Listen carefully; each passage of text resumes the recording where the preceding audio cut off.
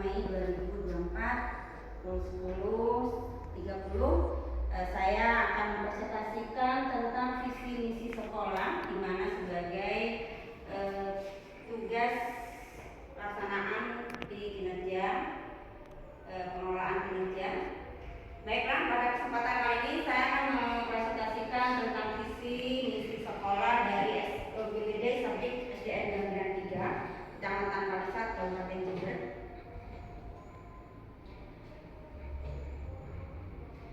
Praktek kerja yang dipilih oleh saya sebagai kepala sekolah mempresentasikan visi misi sekolah secara konkret dan terstruktur dan agar mudah dipahami. Di mana perilaku yang dilakukan menggunakan bahasa yang mudah dimengerti, termasuk dalam menjelaskan istilah kompleks yang digunakan. Dua, menyusun materi presentasi secara logis dan terstruktur dengan alur yang mudah diikuti. Tiga, memberikan contoh atau situasi nyata yang relevan dengan keseharian untuk menjelaskan visi misi sekolah. Ini ada sebuah profil foto dari lembaga kita SDN Gambiran 3, di mana PTD Satuan Pendidikan SDN Gambiran 3 beralamatkan di Desa Gambiran, Kecamatan Kabupaten Jember. SD negeri ini memulai kegiatan pendidikan belajar mengajarnya pada tahun 2007. Pada saat ini unit pelaksanaan teknis daerah Satuan Pendidikan SDN Gambiran 3 memakai panduan kurikulum belajar pemerintah, yaitu kurikulum 2013 dan kurikulum Merdeka Belajar. Unit pelaksanaan teknis daerah Satuan Pendidikan SDN Gambiran 3 dikepalai oleh seorang kepala sekolah sendiri. Di sini juga SDN Gambiran 3 mendapatkan status akreditasi grade nilai B dari Badan Akreditasi Nasional Sekolah atau Madrasah.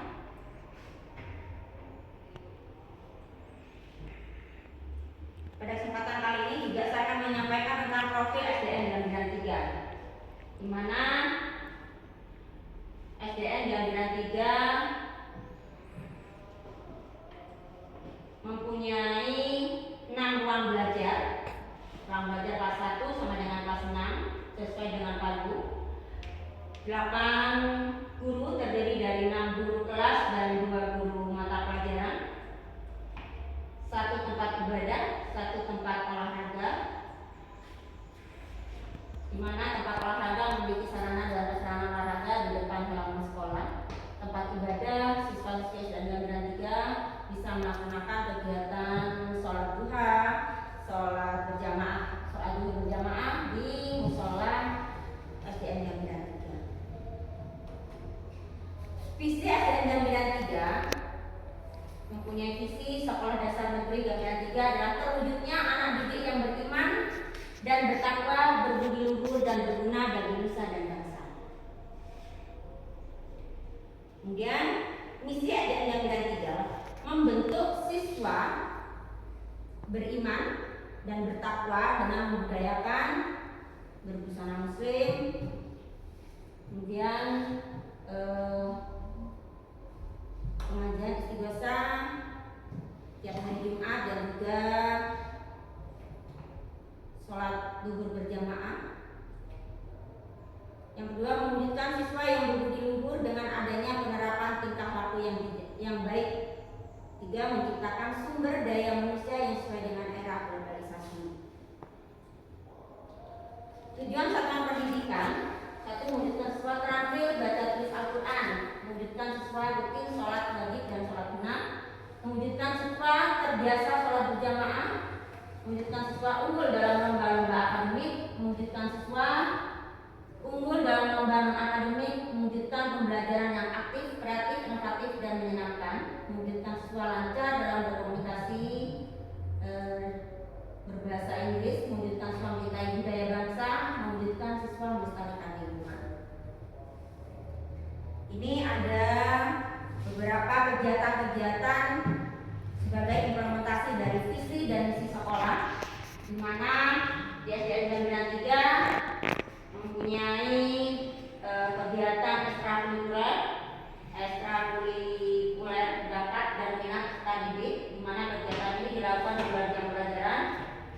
bawah bimbingan dan pengawasan satuan pendidikan SDN Bina 3 juga memberikan kesempatan bagi peserta didik untuk mengasah kemampuan mereka.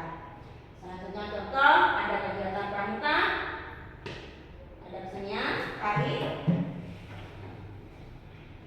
Nah, ini juga ada satu kegiatan juga untuk mencapai visi juga, di mana ada pembiasaan rutin, sholat zuhur berjamaah, sholat duha, istighosah setiap Jumat pagi, senam pagi dari Selasa, Rabu, Kamis, upacara setiap hari Senin, kemudian pembiasaan literasi 15 menit sebelum memulai KBM. Dengan untuk mencapai suatu visi juga tidak lepas dari sebuah keteladanan, di mana membudayakan kebersihan dan kesehatan pada warga sekolah, mentaati tata tertib yang berlaku di sekolah, berpakaian rapi dan disiplin. Dengan adanya program kurikuler pramuka, SDN Bina 3 melaksanakan kegiatan pramuka siaga dan juga penggalang, dilaksanakan di hari Sabtu. Jadi kesimpulan dari presentasi visi misi sekolah dari SDN Bina 3, kami menyadari bahwa kegiatan ekstrakurikuler yang lengkap dan berkualitas akan membantu anak mengembangkan keterampilan kepribadian, akrab dan berprestasi pada peserta didik. Ini ada beberapa dokumen-dokumen untuk mencapai visi kegiatan pembelajaran. Nah, dikenalkan dengan kegiatan HIT. Dokumentasi untuk mencapai visi juga, yaitu visi beriman dan bertakwa kepada Tuhan Yang Maha Esa, di mana di sini ada kegiatan yang akan selalu dirutinkan tiap tahun santunan anak yatim piatu pada siswa-siswi SDN Bina 3 di setiap tahun. Juga akan dibiasakan untuk pembagian takjil di saat kegiatan pondok Ramadan siswa. Ini ada kegiatan istighosah yang sudah dirutinkan setiap Jumat pagi, pembiasaan sholat berjamaah. Ini ada dokumentasi tentang kegiatan pramuka, siaga dan penggalang, di mana pembinanya juga dari guru-guru SDN Bina 3. Ini sebagian dari hasil siswa dari kegiatan P5.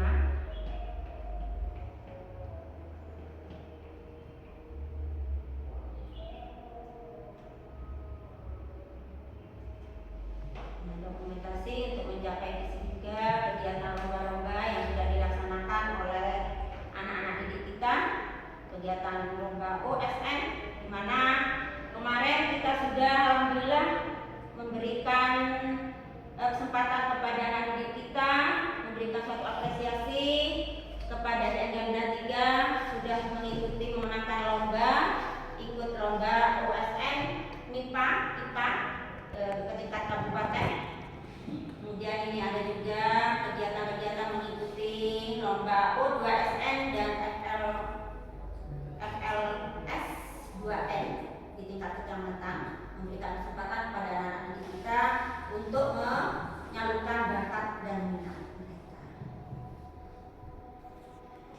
Kegiatan mengikuti praktik baik di komunitas belajar KKG. Ini ada rapat komite, setiap ada sebuah program kerja dari SDN Bina 3, kita selalu bersinergi dengan stakeholder. Salah satunya yaitu komite dan masyarakat, wali murid. Ini ada betul-betul kegiatan rapat bersama komite.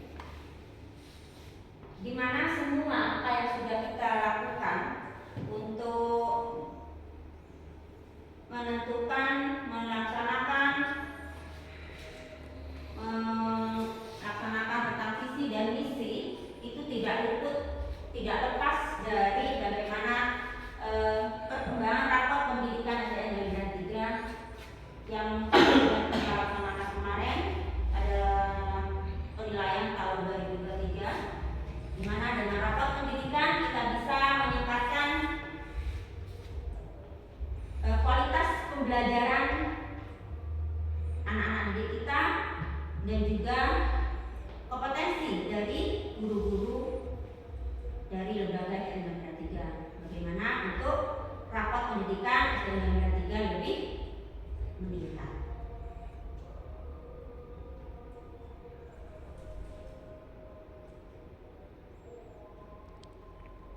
Itu pemaparan dari kami selaku kepala sekolah SDN Negara 3 tentang presentasi visi misi sekolah. Semua dari pelaksanaan yang saya sudah sampaikan tadi, adanya pelaksanaan kemudian tentang visi misi yang sudah kita capai, itu juga tidak lepas dari peran serta Bapak Ibu guru semua, bukan juga dari Bapak Ibu guru, dari PTT, pegawai tidak tetap. Di sini ada operator, TU, dan juga penjaga sekolah selaku dari anggota lembaga SDN Negara 3. Semua tidak lepas dari kerjasama Bapak Ibu semua. Dalam kesempatan kali ini, saya tutup dulu untuk presentasi visi misi sekolah. Dalam rencana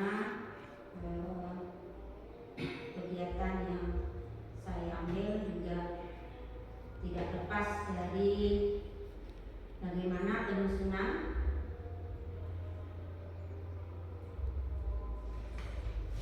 modul ajar atau RTP Bapak Ibu guru laksanakan sebagai modal Bapak Ibu untuk melaksanakan kegiatan belajar mengajar di kelas. Ini saya juga sampaikan di kesempatan kali ini bagaimana cara menyusun RTP atau modul belajar pada kurikulum Merdeka Belajar. Di sini saya mengidentifikasi hasil yang diharapkan dengan adanya RTP atau modul ajar yang sudah Bapak Ibu laksanakan, yang sudah disusun oleh Bapak Ibu. Bagaimana penyusunan RTP dimulai dengan mengidentifikasi hasil yang diharapkan oleh guru, mulai dari standar kompetensi dasar, indikator, tujuan pembelajaran. Dengan mengidentifikasi hal ini di awal proses pembuatan modul ajar akan menjadi lebih mudah bagi guru. Menentukan tolok ukur.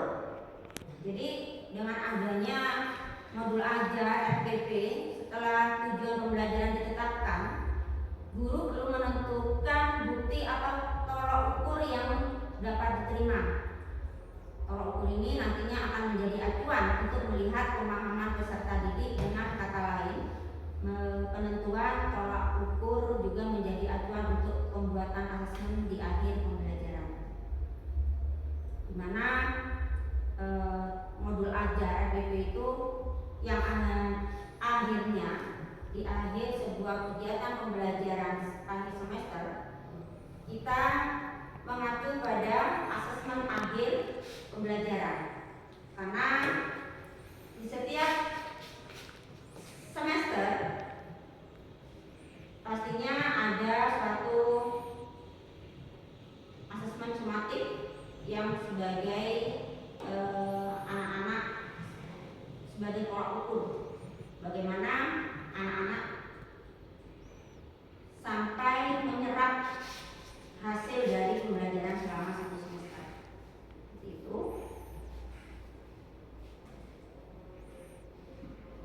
Kemudian yang tiga, merencanakan pembelajaran. Jadi tahap terakhir dari penyusunan RPP kurikulum merdeka atau modul ajar kurikulum merdeka adalah dengan merencanakan pembelajaran.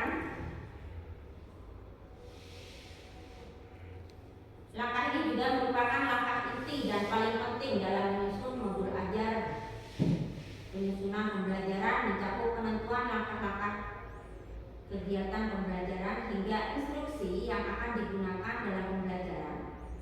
Penyusunan rencana pembelajaran dilakukan dengan mengacu pada tujuan pembelajaran dan asesmen yang akan dilakukannya nanti.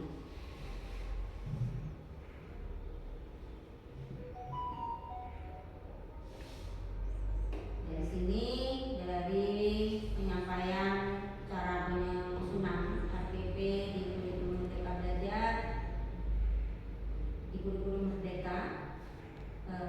Apakah sudah dari Bapak Ibu bisa memahami dengan apa yang sudah saya sampaikan? Sudah?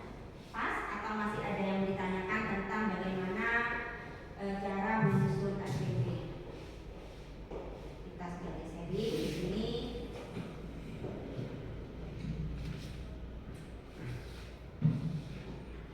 Ada? Ya, ditanyakan atau gimana, sudah memahami dari apa yang sudah kami sampaikan? Monggo Bapak Ibu. Saya begini. Monggo Nasa. Pertanyaannya itu apa perbedaan esensial dalam penyusunan modul ajar dibandingkan dengan RPP K13 sebelumnya? Oke, terima kasih Nasa sudah menyampaikan pertanyaan tentang esensial dari perbedaan RPP di kurikulum 13 dengan modul ajar di kurikulum merdeka. Baik, RPP dan modul ajar adalah dua dokumen penting yang harus digunakan dalam proses pembelajaran oleh Bapak Ibu guru di sekolah. Modal. Mana perbedaan RPP dan modul ajar itu bisa dilihat dari kelengkapannya. Kelengkapan RPP itu berisi rencana pembelajaran di kelas, sementara modul ajar lebih lengkap dengan materi pendukung dan sumber belajar tambahan, sumber belajar tambahan. Modul ajar memberikan panduan yang lebih komprehensif untuk pembelajaran yang variatif dan menarik bagi siswa. Bukannya untuk RPP yang kurikulum 13 itu tidak menarik dan tidak inovatif, tetapi untuk tambahan pada modul belajar itu sumber belajarnya bisa kita ambil dari lingkungan sekitar dan juga disesuaikan dengan kebutuhan dan karakteristik siswa itu sendiri. Mungkin seperti itu jawaban dari saya, Nesa. Ibu, terima kasih. Oke, terima kasih. Mungkin ada lagi? Pas nggak? Dan terima kasih Bapak Ibu atas kerjasamanya dan kesempatan waktunya yang sudah diberikan kepada kami selaku kepala sekolah dan Merdeka untuk memberikan sebuah paparan tentang presentasi visi misi sekolah dan juga bagaimana menyusun rencana pembelajaran. Terima kasih. Saya Adi. Wabillahi taufiq. Wassalamualaikum warahmatullahi wabarakatuh.